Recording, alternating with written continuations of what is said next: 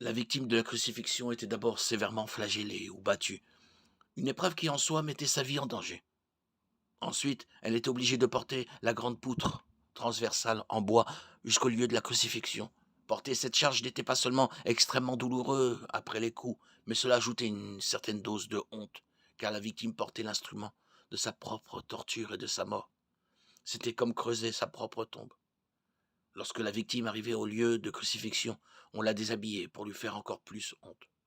Puis, on la forçait à étendre ses bras sur la poutre transversale où ils étaient cloués.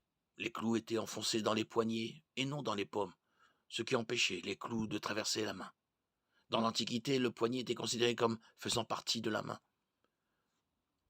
Le placement des clous dans les poignets provoquait également une douleur atroce, car les clous appuyaient sur les gros nerfs qui parcouraient les mains. La poutre transversale était ensuite soulevée et fixée à une pièce verticale,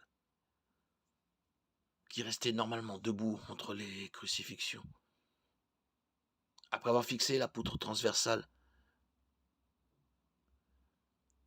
les bourreaux clouaient également les pieds de la victime à la croix, normalement un pied sur l'autre, cloué au milieu et à la voûte de chaque pied, les genoux légèrement pliés.